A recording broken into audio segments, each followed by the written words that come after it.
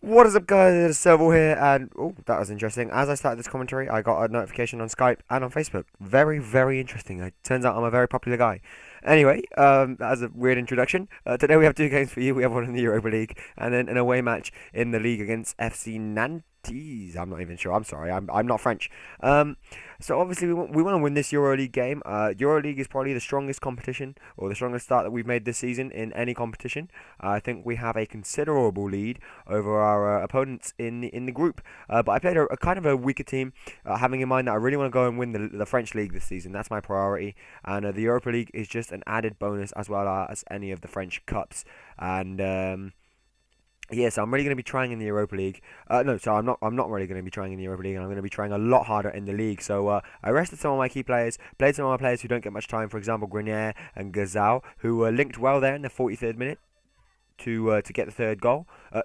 The 43rd minute to get the first goal of the match. It was a wonderful, just a nice little cross along the floor, triple tap square, and it was a nice little finish to make it 1-0 in the second half. We started off the first half or the second half really well. Schussman getting on the rebound there, unlucky and really unfortunate to not find that into the back of the net for the second goal. But then it came moments later, Gazal getting tackled, but we managed to win the ball with Ferrari there, putting it through to this man, Schussman.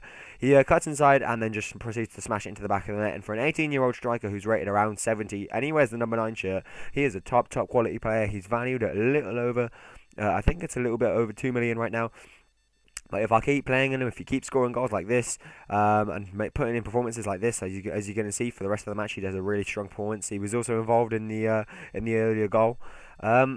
He can turn into quite a player who I could perhaps use a little bit more as a rotation striker, and the other option is to either loan him out or just sell him.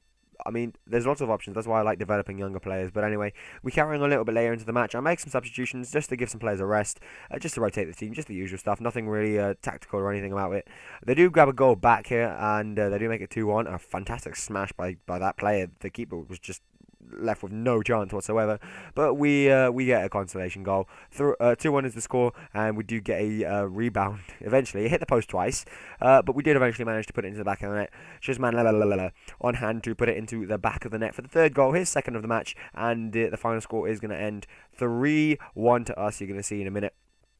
But tell me what you want to do. Tell me what you want me to do with my younger players. Should I loan them out? If they're valued enough, should I sell them? Should I keep them at the club and play them whenever I get the chance, or just leave a comment below, guys. I would very much appreciate it if you could tell me what I should do. Leave me your opinion.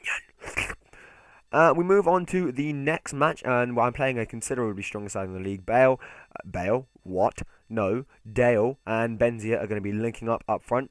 It'd be amazing if I could get Bale. That'd be amazing. I still haven't played with him in this career mode, this particular career mode.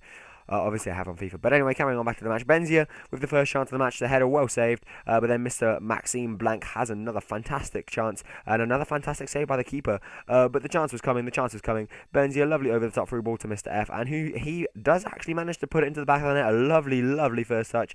That's where his 90-plus ball control comes into play. And that's why he's on 120 grand a week. What if this was the Champions League final and he just scored a goal like that?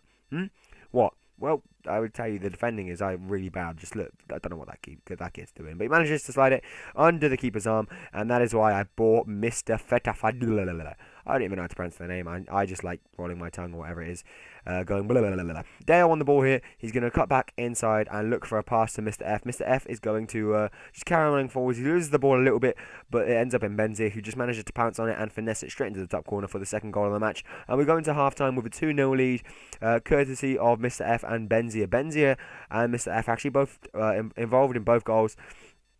I take it that you could class that as a Mr. F assist, but he was still involved in the goal, by the way. And it was a lovely finesse shot round the keeper into the corner. Carrying on, we move into the second half. I make some substitutions, bring on Kone, one of my younger players again, and Rangel, and it's going to be Rangel who steps inside and smashes this one home to complete the scoring in the 79th minute. The impact substitution.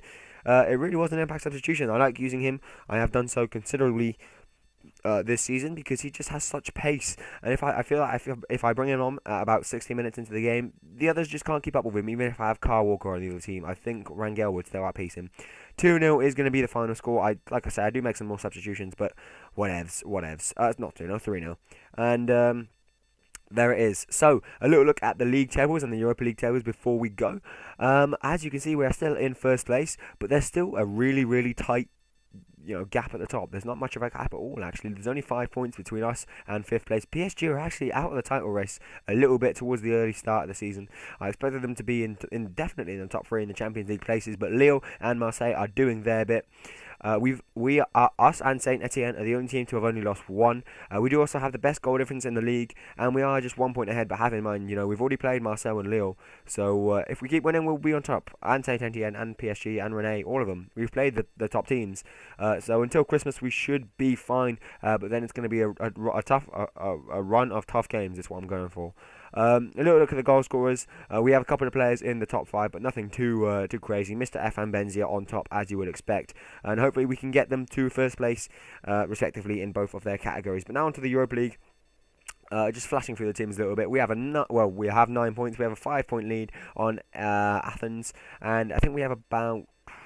Well, yeah, we're halfway through, so we have 3 more games to play. I think one more win should do it, but we want to go out without losing, really. That's how we want to progress. But if we're through, I will just play my weaker team. Anyway, guys, I want to thank you all for watching. If you have enjoyed it, if you could please leave a like, I'd very much appreciate it. And apart from that, I will see you all later. Bye.